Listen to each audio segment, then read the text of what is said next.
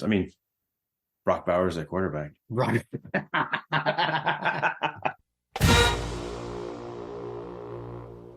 Welcome to My God Up Podcast. I'm Jim Wood. In this episode, John Powell and I review Georgia's 51-13 win over Kentucky. We talk about our experiences on Saturday and what stood out to us during the game. As always, remember to check out the newly redesigned MyGottaPodcast.com to see our latest merch. And you can follow us on social media at My God Up Podcast.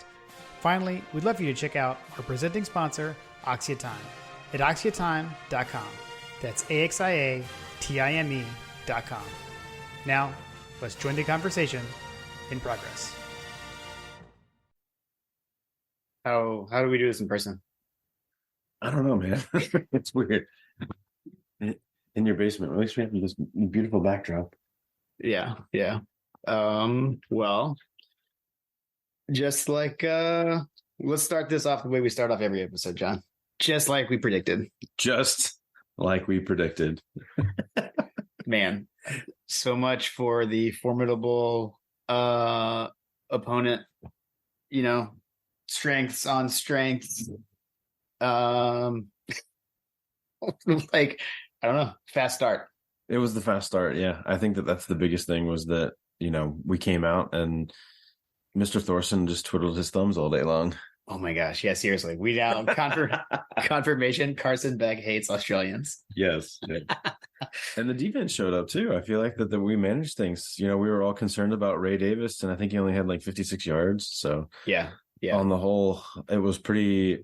Like we've been talking about it. Like we've been looking for the complete performance, and that at the end of the day, we saw a fully operational battle station.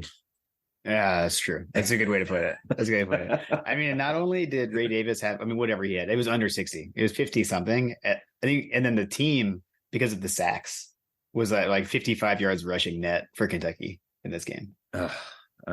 Yeah, it felt like they really couldn't get going on anything. And even the plays that they had, like there were some opportunities, and there's obviously going to be some things to clean up because they had some guys that were open, and I remember like we were looking around on some of those overthrows and some of those like where he just missed his receivers. But there was definitely some opportunities out there, but by and large, it was good. It was good, complete game. Yeah, right from the start, come out, get the ball first, fast start, scored. And we got the vertical passing game that you've been looking for. Yes. And we threw to Ra Thomas. I've decided that we just need to look for Ra deep every single time that he's on the field just to see if he's open. Yeah. And if he is, and even if there's a little wrinkle, just throw it up to him. It's kind of like Brock. Like, I feel like that we're developing a wide receiver, passing game threat that is going to be very hard to scheme against because there were multiple plays where we would send guys in motion and the coverage sets were in such a way where it put the defense into, as Graham likes to refer to it, it puts the defense in conflict. And where, you've got cornerbacks that are switching off that linebackers are then having to move over. I saw that a couple of times. Your vantage point at your seats is very unique. It's kind of like the all 11. So you can kind of see all the intricacies from a sky view. And so, I saw that multiple times. Brock Bowers at quarterback. Right. Man, I did, we're doing this a little bit differently, right? And I don't have the show notes, but that actually was something that I did jot down because I'll have little notes, and that was my note this game was Brock Bowers quarterback. And so apologies to who asked because I know remember we got a question, was this the week that Brock Bowers throws a pass? And when he lined up at quarterback, I knew it was like Wildcat, but I was freaking out. Yes. I'm like, I didn't notice it. You pointed it out to me. I was like, oh my gosh. Too good. But I feel like that what they did with that was they just gave kind of a wrinkle as to there's a number of different ways that could have gone, right? Yeah. So I think that they're just giving defensive coordinators things to think about. Agreed, for sure. Which, you know what, I guess something we didn't even really talk about is you came to the game. And you sat with me. Well, the story of the game, the game was great. But the story of the day was the tailgate. It loomed large. It did loom large. Greg threw an amazing tailgate in rodeo, incredible tailgate. saw all the people, British Bulldog from across the pond, miserable in Minnesota, is no longer miserable or in Minnesota. Saw him in the fam. Walked over to see Logan. Val came in town Saw from Val. Texas.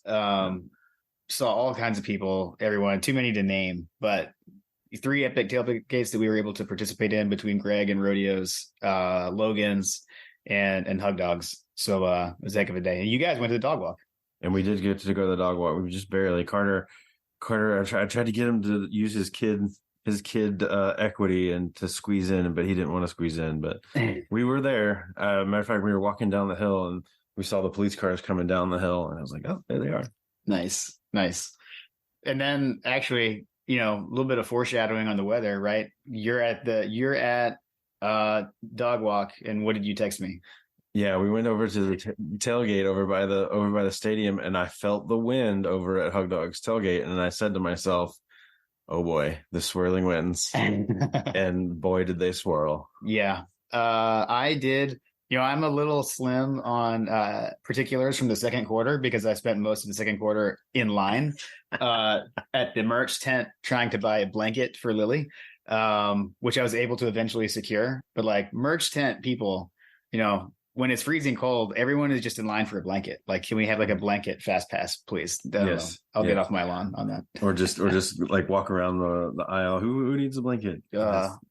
Do the square up. I ended up doing the same thing because the wind just became so brutal. Poor Carter was struggling. He was also struggling because the Braves were losing pretty much the whole game. Yes. Yeah. we had it on the phone streaming, and everybody around us kept asking Carter, like, what's the score? And the poor kid could barely talk. That was funny. Yeah. Our the folks who sit in front of us, Carter, it's kind of funny because back in the day, I would always have my headphones.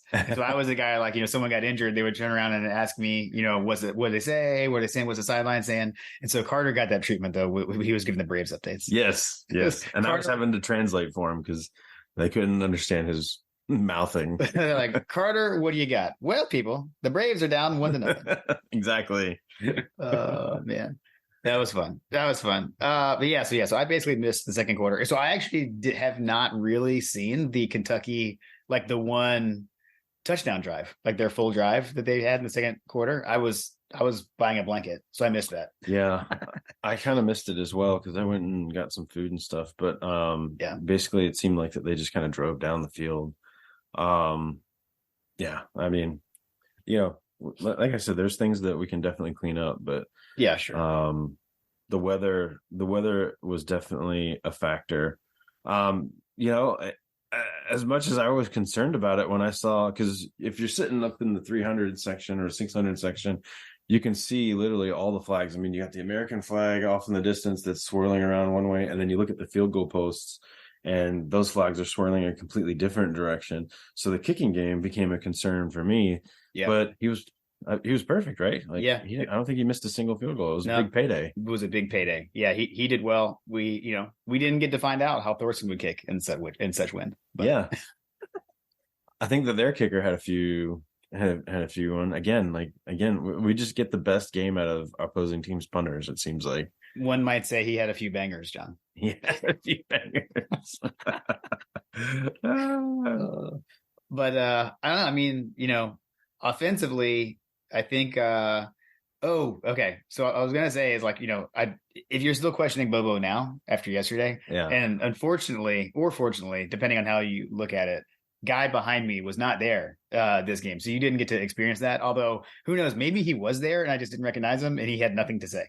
I know if you're a Bobo hater, we can hold a candlelight vigil. I think Graham said something about that. Yeah. That some of the haters that he had messaging him that they were going to hold a vigil, but Carson Beck, number 3 in the SEC in terms of passing and all that kind of stuff. So. And he's only, and from a national perspective, he's only a couple hundred yards off of Shadur Sanders, who leads the country. It's like over 2,000 yards or something. Yeah, I think I saw someone said that he's like number 4 in the nation now. Passing or something like that. Yeah, and frankly, he probably could be a good bit higher had he not had so many drops. Yeah.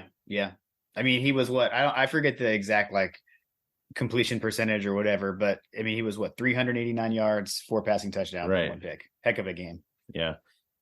I think when you were gone, Brock actually dropped the touchdown in the end zone. That was while I was trying to get a blanket. I have seen the replay though. I'm They pretty hit him right in surprised the hands. I'm surprised he dropped that. Yeah. He's human. Everybody turned around and was like, he's human. Yeah. Even in Brocktober. Even in Brocktober. Which we got to see Vandegrift drive. Yeah. I mean, and he looked good. He looked good. Moved the ball well with his feet too. Yeah. It's fun to see him take off. Yeah. It seems like the team is kind of coming together. Yeah. It is cool to see a backup come in and then tailor things a bit and let him utilize his skill set, and not just make him run what Carson's running. Right. I thought that was kind of cool. So, right. I don't know. Let's see. I mean, the defense, right? I mean, the defense really. Yeah, we had a lot of sacks. I don't know how many did. sacks exactly, but I just remember like when crunch time came where they didn't have much of an option but to pass, like we ended up taking them down. Yeah. I mean, you've got the vaunted rushing attack, the physical football coming in, and we made them one dimensional. I mean, really held Ray Davis in check. Did we get sacked? Like, did we have any sacks? Honestly, I don't remember. I don't remember if we did. If it wasn't like an impactful situation because that was another storyline coming up. Was it Deion something or other? I can't remember Deion Washington, I think. Deion Walker. Yeah, something like that. Number 0, their big O. Yeah, he came into the game with a big presence along the defensive line, and we were trying to figure out how we were going to account for him. But I don't think he was really a factor much at all, at least as far as like the big picture. Maybe he could play here or there, but literally everybody played probably their best game. Kendall Milton came in and looked good. He did. He looked like Kendall Milton again. He looked like Kendall Milton. Although what I will say about that is that as far as the running game goes, like I feel like we attacked the edges a lot more than we have in this game. Maybe that's just how I feel, but when he came in, like when Kendall came in, like I think that he's an edge attacker. Yeah. Now my voice is starting to show through. Sorry. Oh man, my voice is showing through. That again, the story of the game was the tailgate. Yeah, the tailgate. Well, shoot, Friday too. We did go to the Hard Grit Library. Yes, and got to meet Jason. Got to meet historian Jason Hasty. See the Dooley exhibit. Pretty incredible. Humbled that our words were actually like part of the exhibit. I didn't exactly realize it was going to be like that. Yeah, that was pretty cool. And shout out to 51-7 GATA for making it out for that as well. Yes, we were walking in. I was like, "Are you 51-7 GATA?" Yeah. And that was kind of a foreshadowing for the weekend, was introducing everybody and knowing everybody through their Twitter handles versus their real names. I'm still bad with the names, but I will solidly remember the Twitter handles. Too good. Yeah, the tour was amazing. We got a little bit of behind the scenes with some artifacts, extra artifacts from Jason. So I put a bunch of pictures out of that stuff on Twitter already. Maybe we can get some more of that out there too. Yeah, I'll post some pictures on my socials as well. But yeah, I mean, it was a great day on Friday too, because we got in town. I got in a little later than usual, but for good reason. And we did the Hard Grit Library. We got to see the ball that Sonny ran in from the Rose Bowl, the leather helmet. I can't remember when it was from. I want to say it was like the 40s or something like that.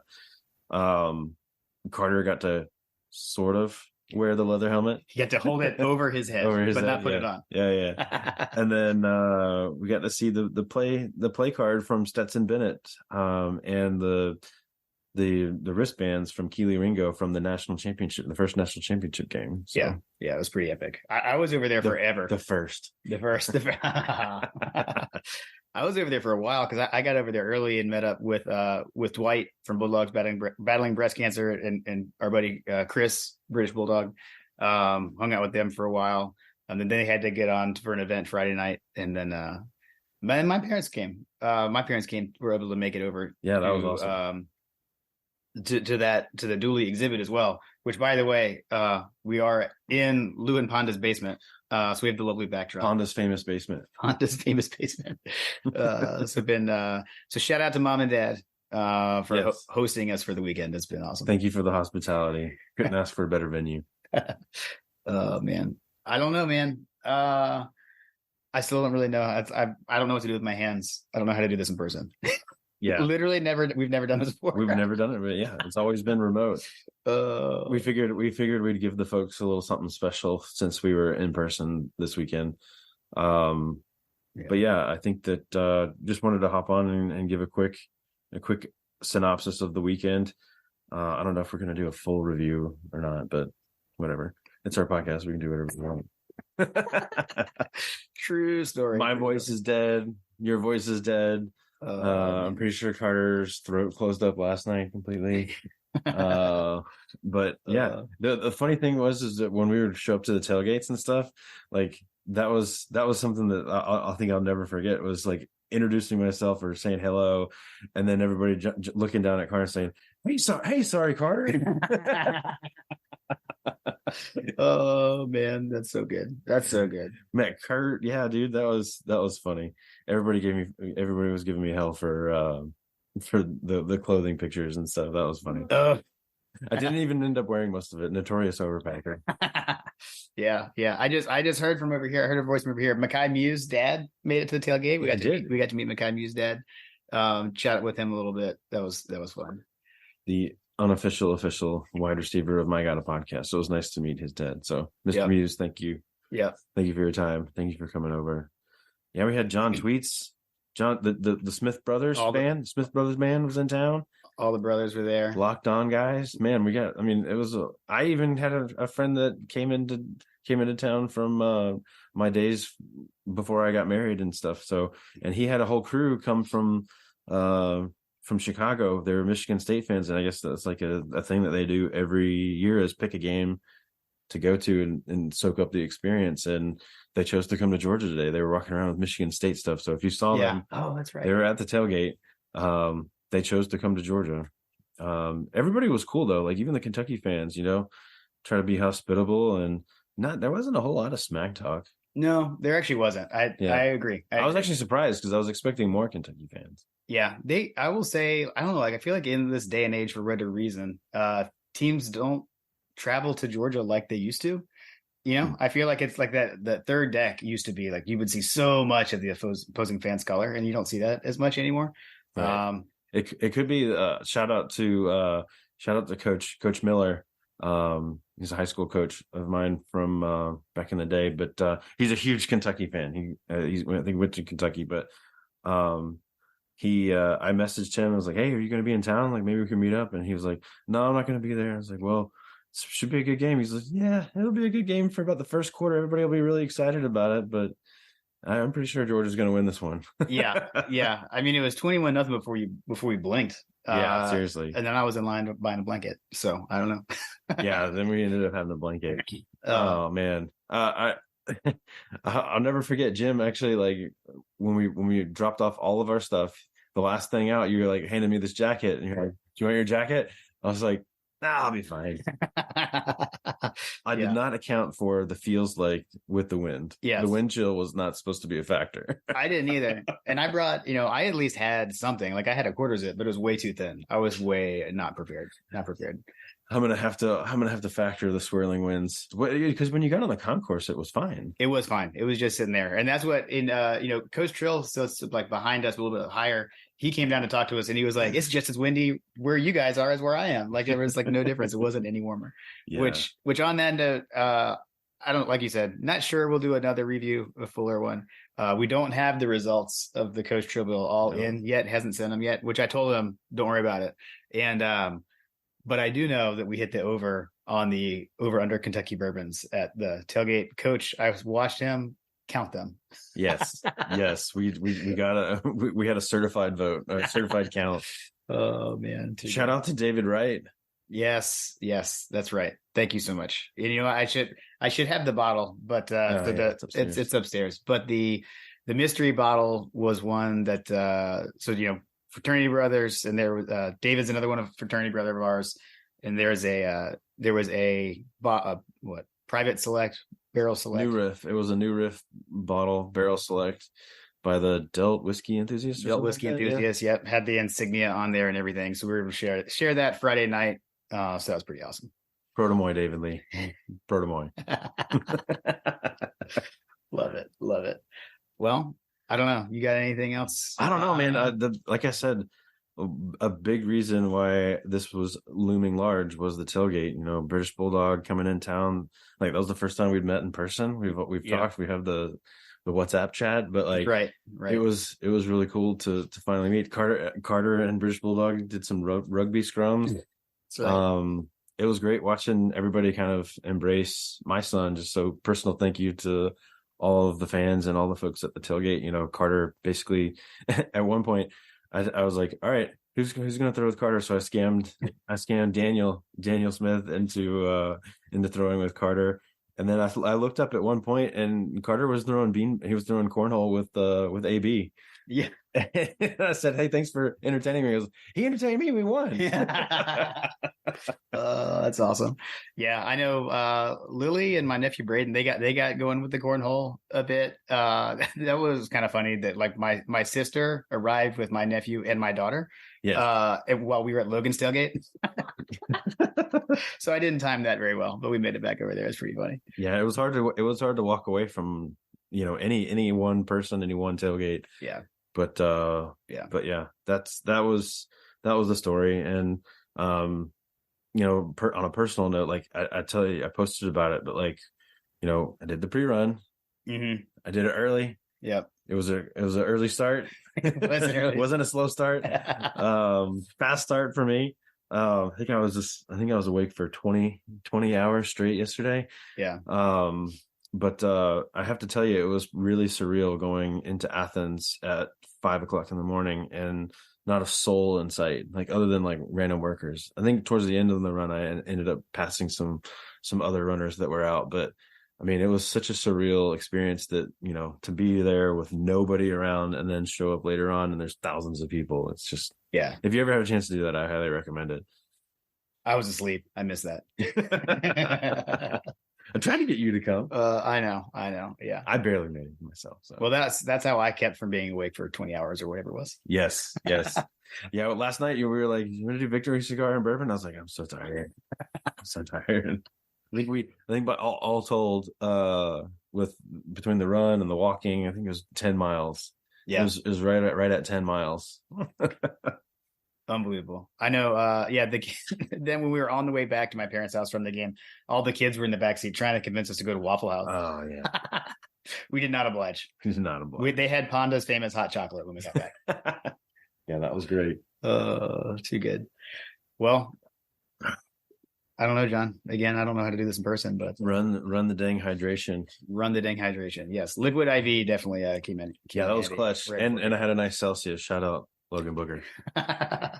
And we got British Bulldog took a picture of our Axia timepieces. We got it. Yeah, we got to make sure we share that on the socials. Yes. We'll get that out there. So shout out to Axia Time, you know, presenting sponsor season 4.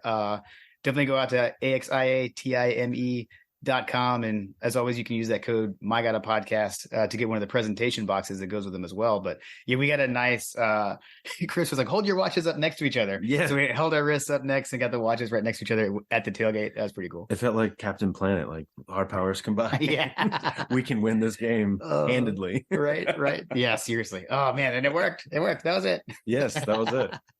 Oh man. Yeah. And then also remember you can get your Sorry Carter t-shirts. Get the merch over at mygottapodcast.com/store. And thanks again to Working Web Media for helping us update the site as well. Yes. So Carter's been listening. Carter, any parting thoughts for us for your experience on the game?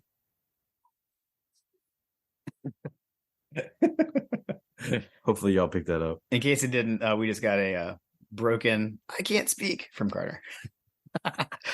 He left it all in the field. He left it all on the field. Awesome, man. And got a blanket out of it. And a blanket. Yeah. So our kids got new blankets out of the game, if nothing else. And a decisive victory. What? Yeah. 51 to 13. Sorry, I keep forgetting that they went for 2 for some reason. 51 to 13, 50 burger. Got us a new 50 burger gift out of that you made, John, as well. So pretty awesome. Oh, and you know what? We as we were walking into the stadium, we had a bunch of Dog Central folks there. We ran into Graham on the way into the stadium as well. We did run into Graham. That was great. And we saw Mrs. Graham. Yeah, I had not met her. I had not met her either. Yeah, that was great. Yeah, what a weekend, man. What a weekend. Yeah. It was definitely one for the books, and let's run it back sometime soon. Love it. Absolutely. Any parting thoughts for us? Go Dogs. Go Dogs. Go Dogs.